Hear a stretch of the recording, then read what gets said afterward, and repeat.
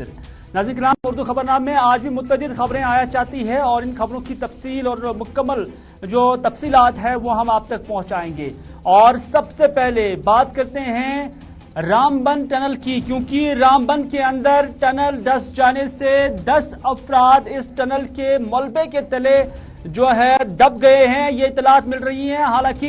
ये कल शाम का वाक़ा है, लगभग 10:15 पर रात को यहां पर ये वाक़ा जो है वो पेश आया, जब एक ज़ेर तामीर टनल धंस जाने से लगभग 10 के करीब अफराद यहां पर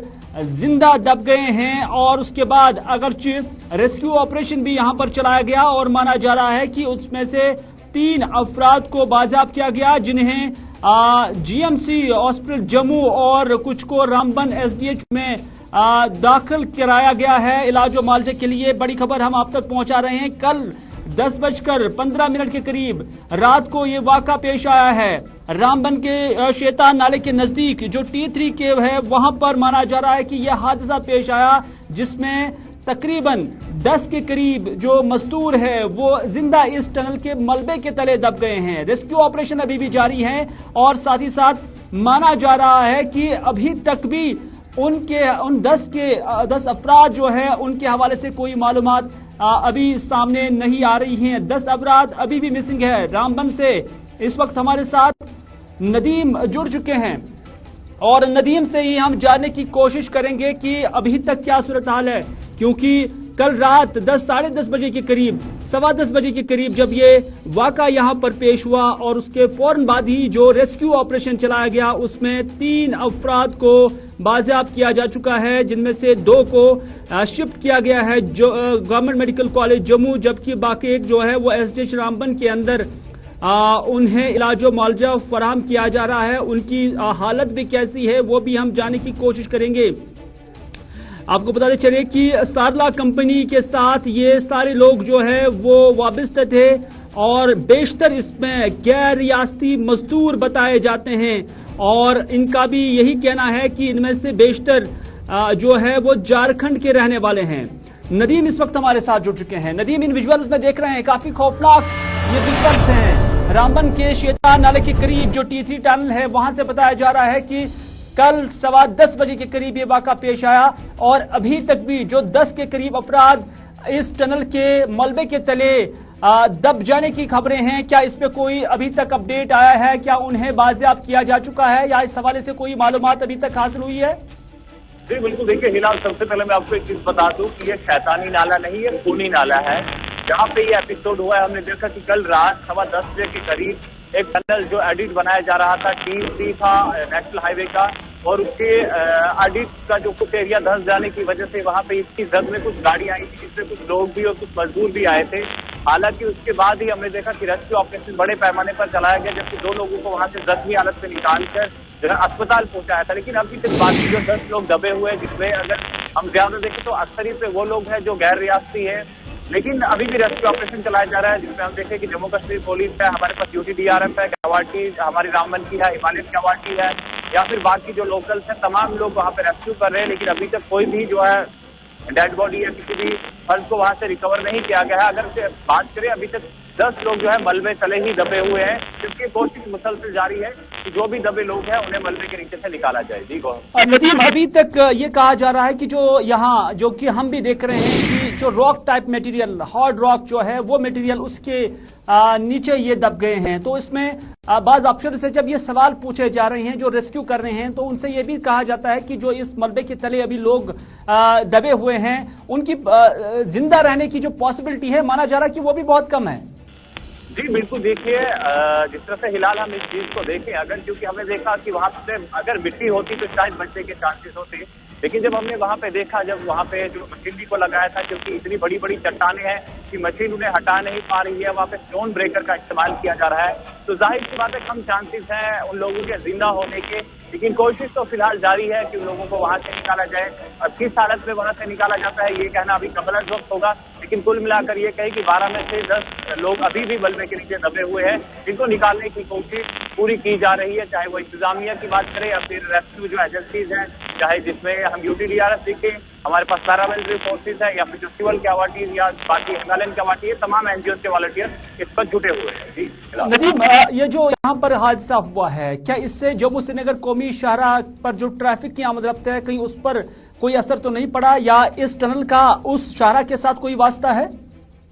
जी बिल्कुल, देखिए अगर एक चीज मैं बताऊं फिलहाल की, इसमें अगर श्रीनगर जम्मू नेशनल हाईवे पर गाड़ी की आमद पर इसका असर तो नहीं पड़ा है, लेकिन अगर दूसरे पार्ट पर हम देखें, क्योंकि जो भी एम्बुलेंसेज वहां पे रखी गई है, क्योंकि जब आपको खूनी नाला से रामबन की तरफ आना है और बानीहाल की तरफ जाना है, तो जाहिर सी बात है कि आपको गाड़ियां हाईवे पर से ही लानी है, हाईवे पर पार्क करनी है, तो थोड़ा सा असर हमें देखने को मिला। लेकिन अगर हम बड़े पैमाने पर कहें कि ट्रैफिक जैमिंग काफी ज्यादा लंबी कतारें नहीं है, बल्कि खूनी नाला के इर्द गिर्द में ही 1-1.5 किलोमीटर की कतार आपको देखने को मिलेगी, और जिसको वहां पे क्लियर करवाने के लिए चाहे ट्रैफिक पुलिस या आईटीबीपी से दोनों को लगाया गया है, ताकि रेगुलर मूवमेंट में कोई फर्क न पड़े इस रेस्क्यू ऑपरेशन के चलते हुए। कि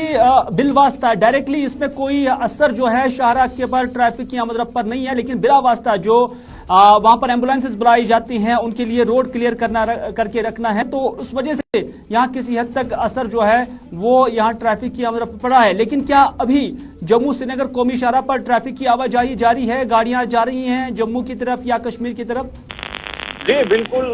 देखिए फिलहाल हमने तो बिल्कुल देखा कि हाईवे पर गाड़ियां चल रही है मामूल के मुताबिक। हालांकि कुछ टाइम जो उनका टूटता है जरूर जब वो खूनी नाला के मकाम से गुजरते हैं, जहां उन्हें 3 से 4 मिनट का वक्त लग सकता था, लेकिन आज 15 से 20 मिनट का वक्त लग रहा है, क्योंकि स्लो मूवमेंट वहां पे देखने को मिल रही है। लेकिन आज से मामूल श्रीनगर जम्मू नेशनल हाईवे पर गाड़ियों की रफ्तार जो है रुकी नहीं है, बल्कि स्लो मूवमेंट हमें कहीं नीचे देखने को मिल रहा है। बहुत बहुत शुक्रिया नदीम पूरी जानकारी देने के लिए। ये खूनी नाला के करीब, क्योंकि इससे पहले गलती से हमने शैतान नाला पढ़ा था, बल्कि ये खूनी नाला के करीब, जैसा कि नदीम ने कहा कि टी3 केव जो है वहां पर यह हादसा पेश आया है। 10 अफराद जो अभी भी मिसिंग है, उनके हवाले से डिटेल्स भी या उनकी जो निशानदी है वो भी हो गई है, और इस हवाले से बताया जा रहा है कि जादव राय जिनकी उम्र 23 साल है, गौतम रॉय 22 साल का, सुधीर रॉय 31 साल का, दीपक रॉय 33 साल का और परिमल रॉय 38 साल का, और ये सब वेस्ट बंगाल से बताए जा रहे हैं। जबकि शिवा चौहान 26 ईयर्स और वो असम से बताए जा रहे हैं। नवराज चौधरी 24 साल का और खुशीराम 25 साल का, ये दो जो है नेपाल के बताए जा रहे हैं। जबकि मुजफ्फर जिसकी उम्र 38 साल बताई जा रही है और इशरत 30 साल का नौजवान भी इनमें शामिल है। ये दोनों यानी इशरत और मुजफ्फर जो है वो दोनों लोकल बताए जा रही हैं। ये डिटेल्स जो है ये ऑफिशियल सोर्सेज की वजह से हमारे साथ शेयर किए गए हैं और हम आप तक पहुंचा रहे हैं। तो इस तरह से नेशनल हाईवे पर जो ये हादसा पेश आया, बिल्कुल इस टनल के करीब जो 10 जाने से 10 के करीब अफराद अभी भी मलबे के तले हैं, उन्हें बाजियाब करने के लिए डिप्टी कमिश्नर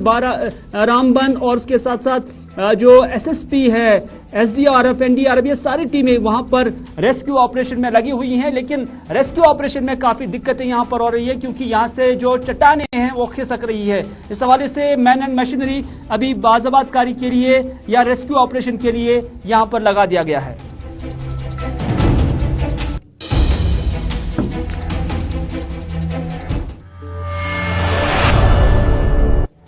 चले, रामबन के अंदर हादसा, लेकिन उरी के अंदर ड्रग्स पकड़े गए हैं, और ये ड्रग्स मामूली कीमत के नहीं हैं, बल्कि माना जा रहा है कि 8 से 9 किलोग्राम हीरोइन यहां से जब्त हुआ है। और इस हीरोइन में यही बताया जा रहा है कि इसकी कीमत मार्केट के अंदर अगर देखा जाए तो 25 से 30 करोड़ के आसपास हो सकती है। एक VLW को अरेस्ट किया जा चुका है। इस हवाले से जो हमें इतलात मिल रही हैं, उरी से जो TSP चेक पॉइंट है वहां पर इस हवाले से ये ड्रग्स की खेप जो है वो पुलिस ने यहां पर बरामद की है। और इस हवाले से मजीद क्या तफसीलात है, बराबर ग्राउंड जीरो से हमारे साथ इरशाद भट्ट इस वक्त बारामूला उरी से मौजूद है। इरशाद, क्या है तफसीलात, क्योंकि खबर आ रही है कि 8 से 9 किलोग्राम के करीब जो ड्रग्स है जो हीरोइन की सूरत में यहां पर पकड़ी गई है, और इसमें एक शख्स की गिरफ्तारी भी अमल में लाई जा चुकी है। और इतलात ये भी है कि मज़कूरा जो शख्स है ये रूरल डेवलपमेंट डिपार्टमेंट में बहसती VLW भी काम कर रहा है। क्या मुकम्मल तफसीलात है? जी बिल्कुल हिलाल, अगर हम जिले बारामूला के सरहदी इलाके ओडी की बात करें, क्योंकि हमने अभी थोड़ी देर पहले जो है वहां से ये खबर जो है निकाली और वहां से ये खबर आ रही है कि BLW को जो है पकड़ा गया वहां पे एक नाके के दौरान। ये बताया जाता है तकरीबन 8 से 10 केजी जो है हीरोइन पकड़ा गया पुलिस की जानिब से। पुलिस ने वहां पे नाके के दौरान जो TCP है वहां पे उड़ी में वहां पे एक नाका लगाया था, उसमें SDPO उड़ी, SHO उड़ी और इसके साथ साथ जो बाकी पुलिस का अमला था उन्होंने वहां पे नाका लगाया था और नाके के दौरान इस BLW को जो है पकड़ा गया। इसका नाम भी सामने आया मगर हम नाम नहीं बताएंगे और ये बताया जाता है ये सुल्तान डकी का रहने वाला है और ये जो हीरोइन पकड़ा गया इसका जो तखमीना बताया जाता है इंटरनेशनल मार्केट में वो तकरीबन 25 से 30 करोड़ रुपया। और इसके साथ साथ ये जो BLW है ये रूरल डेवलपमेंट डिपार्टमेंट में काम करता था और इसके साथ साथ देखा जाए मजीद जो है FIR भी लॉन्च किया गया और आने वाले वक्त में एक बड़ा खुलासा होगा। क्या इसमें और लोग भी मुलव्वस हो सकते हैं या नहीं, ये आने वाले समय के बाद भी पता चलेगा, क्योंकि हम भी इस वक्त जो है ग्राउंड जीरो पे मौजूद हैं और हम भी जो है पुलिस के साथ अभी हमने इससे पहले भी बात की और अभी थोड़ी देर के बाद जो है फिर से पुलिस के साथ बात होगी या एडमिनिस्ट्रेशन के साथ बात होगी और इसके साथ साथ देखा जाए क्या इसमें और लोग भी मुलव्वस हो सकते हैं और ये आने वाले वक्त में पता चलेगा। क्या इरशाद पुलिस को ये इत्तलात थी या कि मामूल की गश्त यहाँ से थी, मामूल की जो यहाँ पर चेक पोस्ट था वो यहाँ से चेक कर रहे थे, या कि फिर पुलिस को कोई इत्तलात थी कि यहाँ से इस तरह की खेप जा रही है, किसी शख्स के हाथ में या किसी गाड़ी में वो सवार है जिसकी वजह से उसकी गिरफ्तारी अमल में लाई गई और एक बड़ी खेप जो ड्रग्स की है उसे पकड़ लिया गया? देखिए हिलाल जी, अगर हम सरहदी इलाके उड़ी की बात करें, क्योंकि इससे पहले भी जो है बहुत सारा ड्रग्स यहाँ पे पकड़ा गया, क्योंकि यहाँ पे जो है हमेशा नाका रहता है और नाके के दौरान ये जो ड्रग्स पकड़ा गया ये TCP जो उड़ी में है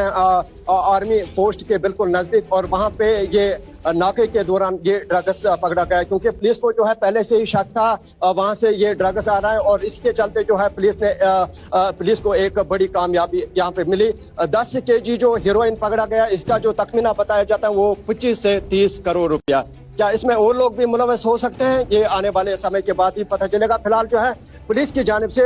छानबीन जो है वो लगातार जारी है। चलिए, पुलिस की जानिब से छानबीन तहकीकात जारी है। आपका बहुत बहुत शुक्रिया इरशाद, पूरी जानकारी देने के लिए। बड़ी खबर और ब्रेकिंग खबर हमने आप तक पहुंचाई है उड़ी से, जहां 8 से 10 किलोग्राम हीरोइन जब्त किया गया है। महकमा रूरल डेवलपमेंट यानी दही तरक्कियात महकमे के अंदर ये शख्स काम कर रहा था और BLW की हैसियत से काम कर रहा था और उन्हीं से ये ड्रग्स जो है बरामद की गई है और माना यह भी जा रहा है कि बैन अवी मार्केट के अंदर इस हीरोइन की कीमत 25 से 30 करोड़ के आसपास हो सकती है। पुलिस ने इस शख्स को हिरासत में लिया हुआ है और अब मजीद तहकीकात जो है वो इस ज़िम्मे में की जा रही है। तो इस तरह से बड़ी खबर उड़ी से जो हमने ड्रग्स के हवाले से आप तक पहुंचाई है।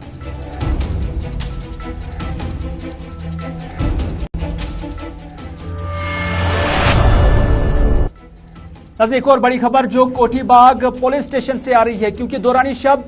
कोठीबाग पुलिस स्टेशन नजर आतिश हुआ और इस पुलिस स्टेशन की जो ऊपरी मंजिल है वो जलकर तबाह हो गई है। इससे पहले ट्रैफिक हेडक्वार्टर श्रीनगर के अंदर भी जलकर राख की ढेर में तब्दील हो गया था जब उसकी ऊपरी मंजिल से आग नमूदार हुई, लेकिन उस पुलिस स्टेशन के बाद अब कोठीबाग पुलिस स्टेशन भी आग की नजर हो गया है। मुसलसल हम इन खबरों पर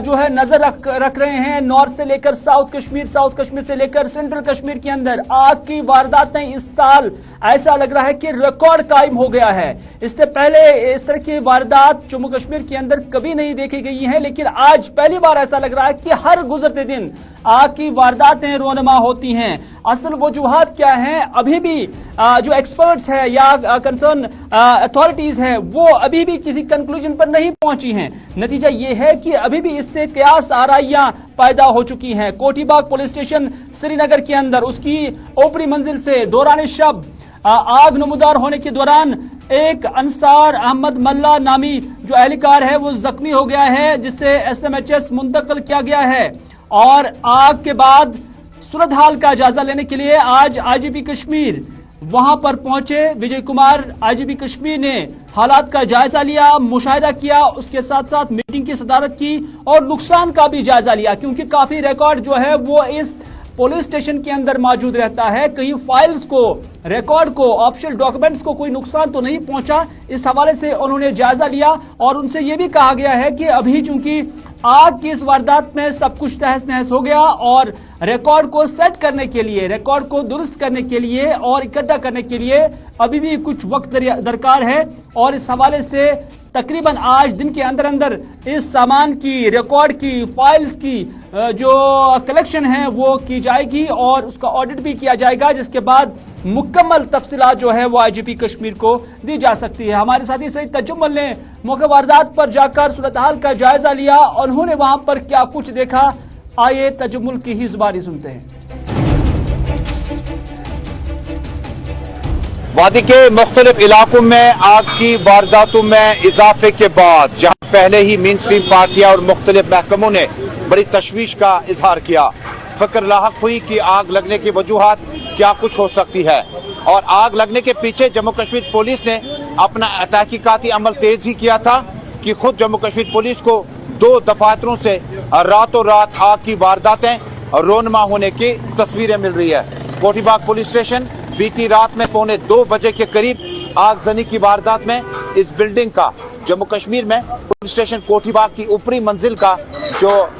ढांचा इस वक्त आप देख पा रहे हैं मुकम्मल तौर पर तबाह हो चुका है, क्योंकि अंदरूनी सूरत हाल जो है हमें बता चुके हैं ये कि अंदर कागजात वगैरह जो थे, फाइलें वगैरह जो थे वो मुकम्मल तौर पर तबाह हो चुके हैं। जबकि अंसार अहमद मल्ला नामी जो एहलकार fire service station, fire service अमले का है वो शदीद मजरूब हो चुका है। श्रीनगर के SMH अस्पताल उन्हें मुंतकिल किया जा चुका है, क्योंकि आईजीपी कश्मीर विजय कुमार कुछ देर पहले पुलिस स्टेशन कोठीबाग पहुंचे थे और उन्होंने अंदर जाकर सूरत हाल का खुद मुशाहिदा किया और उसके बाद आला सतही मीटिंग की क़यादत भी की, सदारत की, जिसके बाद तहकीकात के तौर पर क्या कुछ किया जा सकता है उसके लिए तस्वीरें साफ नहीं हो पाई। आईजीपी के कश्मीर के मुताबिक जो हिदायतनामा अभी जारी कर दिया गया उसमें सूरत हाल का अंदाजा 1:45 बजे यहाँ पुलिस स्टेशन में आग जाहिर होने के बाद किस तरह का नुकसान हुआ, कितना नुकसान हुआ और क्या नुकसान सिर्फ फाइलों तक महदूद है या इसमें कुछ और नुकसानात की भी इतला है। लेकिन कश्मीर प्रोविंस में अब जम्मू कश्मीर पुलिस का जो ट्रैफिक कंट्रोल रूम है डिस्ट्रिक्ट हेडक्वार्टर्स को या जो रूरल पुलिसिंग ट्रैफिक विंग है उसको बड़ा नुकसान पहुंचा था और इसके बाद ट्रैफिक कंट्रोल रूम श्रीनगर में डिप्टी इंस्पेक्टर जनरल ट्रैफिक जहां पे बैठते हैं, SSP रूरल बैठते हैं, उस नुकसान के बाद अभी चंद घंटे ही गुजरे थे कि इसी गेट से कोठीबाग पुलिस स्टेशन और ट्रैफिक कंट्रोल रूम जो है वो तकरीबन 30-40 यार्ड के डिस्टेंस पे है, ज्यादा नहीं है। हालांकि अगर उस दिन आग फैलती जाती और उसके बाद इस पुलिस स्टेशन तक पहुंचती तो शायद मामला इतना हसास नहीं था। लेकिन कुछ घंटे गुजरने के बाद, जो 20 घंटे गुजरने के बाद एक बार फिर बीती रात में 1:45 बजे के करीब पुलिस स्टेशन कोठीबाग में आग जाहिर हुई और जिससे तीसरी मंजिल में जो कागजात, फाइलें और बाकी चीजें थी उसे बहुत नुकसान पहुंचा है। आईजीपी कश्मीर ने खुद दौरा किया, SSP श्रीनगर और बाकी पुलिस अफसरान भी मौजूद थे। अब देखने वाली बात यह होगी कि कोठीबाग पुलिस स्टेशन में आग के शोले जाहिर होने के बाद जो तहकीकाती रिपोर्ट सामने आएगी उसमें क्या कुछ इंकशाफात हो सकते हैं। बज़ाहिर श्रीनगर शहर का बड़ा ही पुराना कदीम पुलिस स्टेशन और पुलिस स्टेशन में कम्युनिटी और सोशल पुलिसिंग के लिए चलिए, बज़ाहिर ऐसे आगजनी की जो वारदातें हैं वो एक्सीडेंटल होते हैं, लेकिन यहाँ पहले ट्रैफिक हेडक्वार्टर और उसके बाद ये कोठीबाग पुलिस स्टेशन, जिसके दरमियान जो डिस्टेंस है सही तजुम्मल के मुताबिक बहुत कम है। और क्या वजूहत है कि सिर्फ कुछ ही घंटों के अंदर अंदर 2 वारदातें एक मखसूस जुरिडिक्शन के अंदर हुई है, कहीं इस पर जांच करने की जरूरत तो नहीं है। उस हवाले से अब एडमिनिस्ट्रेशन भी ऑन टोज है और ये जानने की कोशिश की जा रही है कि वजूहत क्या है कि कुछ ही घंटों के अंदर एक मखसूस रेडियस के अंदर, एक मखसूस दायरे के अंदर 2 आग की वारदातें हुई है। हालांकि इसकी तफ्तीश होनी भी चाहिए और ये मशकूक भी है और इस हवाले से क्या कुछ हकाइक होंगे, क्या वो आवाम के सामने आ जाएंगे, ये देखने वाली बात होगी। लेकिन जब हकाइक की बात आती है तो हकाइक SBM यानी जो स्वच्छ भारत अभियान है उस हवाले से भी जम्मू कश्मीर के विजाविज सामने आए हैं। लगभग 94.4% लोगों को जम्मू कश्मीर के अंदर मॉडर्न जो टॉयलेट फैसिलिटीज है वो दस्तयाब है और इसका इशारा या इस हवाले से जो मालूमात हैं वो एक सर्वे के जरिए दी गई है, जिसमें बताया गया है कि सिर्फ जम्मू कश्मीर के अंदर 6% आबादी ऐसी है जिन्हें टॉयलेट फैसिलिटी या मॉडर्न टॉयलेट फैसिलिटी की जो एक्सेस है वो अभी तक दस्तयाब नहीं है। लेकिन इसमें भी यही कहा गया है कि जो अर्बन एरियाज है, जो शहरी इलाके हैं, वहां पर ये फैसिलिटी बेहतर से दस्तयाब है as compare to rural areas, जो देही इलाके हैं, क्योंकि वहां पर नहीं है। और जम्मू के मुकाबले में भी कश्मीर के अंदर इस सर्वे के मुताबिक टॉयलेट फैसिलिटीज या मॉडर्न टॉयलेट फैसिलिटीज हम कह सकते हैं, उसकी सहूलियात कश्मीर के अंदर जम्मू के मुकाबले में ज्यादा है। सईद इरफान फाजिल इस वक्त इस खबर को लेकर हमारे साथ है। इरफान, जानना चाहेंगे क्योंकि जो सर्वे हुआ है, ये सर्वे किसने किया, और साथ ही साथ ये भी कहा जा रहा है कि सिर्फ 6% आबादी ऐसी है जिन्हें अभी तक ये मॉडर्न टॉयलेट फैसिलिटीज जो है उसकी एक्सेस नहीं है। 94.4% जो पॉपुलेशन है वो इसका इस्तेमाल कर रही है। जम्मू के मुकाबले में भी कहा जाता है कि कश्मीर के अंदर ये सहूलियत मैसर है। क्या कुछ कहना चाहेंगे? बहुत बहुत शुक्रिया हिलाल हांजुरी। अगर सबसे पहले मैं बात करूं तो सैनिटेशन को लेकर करूंगा, तो सैनिटेशन जो है ये एक हेल्दी वेल्दी लाइफ है, स्पेशली जिसमें कोई ऐसा रिस्क नहीं है, खास तौर पर उन बीमारियों को लेकर जिसमें डायरिया या फिर टाइफाइड या दीगर जो मामला सेहत के साथ जुड़ते हैं। जबकि सर्वे के हवाले से आपने बात की है तो नेशनल फैमिली हेल्थ एक ऐसा डिपार्टमेंट, सर्वे डिपार्टमेंट है, जिन्होंने खास तौर पर यह बताया है कि अर्बन एरिया से लेकर रूरल एरियाज तक जिस तरीके से स्वच्छ भारत को लेकर हम बात करेंगे, शौचालय का एक प्रोग्राम जो है उन्हें खड़ा किया था और घर घर जाके लोगों को यह समझाया था कि शौच जो है वो बाहर नहीं बल्कि उसके लिए एक मुकम्मल प्रॉपर टॉयलेट होना चाहिए। अब ये अवेयरनेस जो है काफी लोगों में आई है। सबसे पहले अगर मैं बात करूं तो 99% जो है वो अर्बन एरियाज में है और 92.5% जो है वो रूरल एरियाज में आ गई है। इसके हवाले से अगर देखा जाए जो रिपोर्ट हमारे पास है, as compare to Hindu religion, 89.8% religion जो है जिनको इसके बारे में सोच आई है, 96.7 जो है वो मुस्लिम कम्युनिटी में इसकी सोच आई है। और इसके बाद अगर देखा जाए जो अदर रिलीजन्स को लेकर देखे तो उसमें 77% का भी ग्राफ दिखाई दे रहा है। As compare to Jammu Kashmir या कश्मीर की अगर मैं बात करूं तो शुपियन एक वाहिद एक ऐसा डिस्ट्रिक्ट है जहां पर 100% एक्सेस टॉयलेट,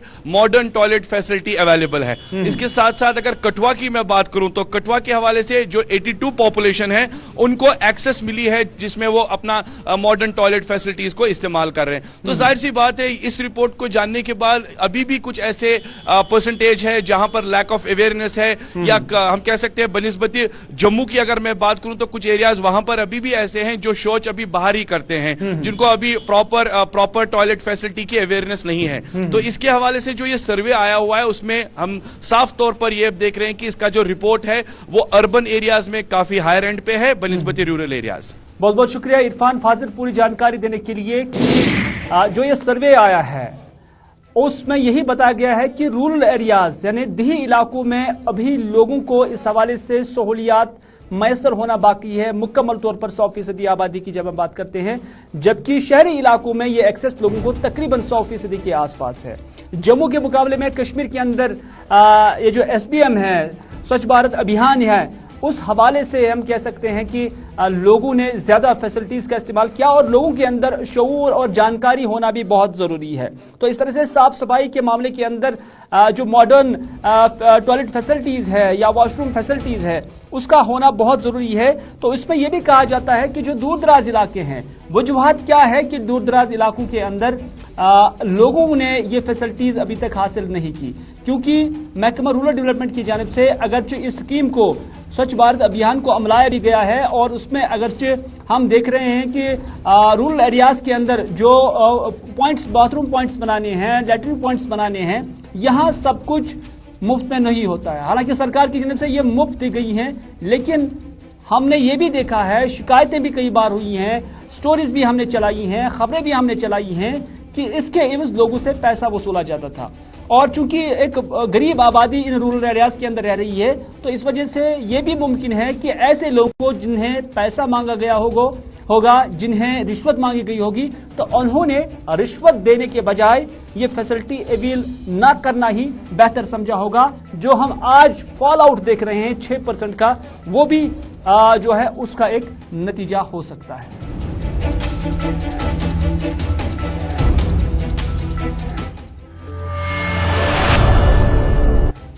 तो नाज़रीन 11:55 हुआ चाहते हैं। गुलमर्ग की भी खबर थी लेकिन आप तक नहीं पहुंचा सकते हैं इस वजह से क्योंकि जो उर्दू खबरनामा है इसका वक्त जो है मुकम्मल हुआ चाहता है।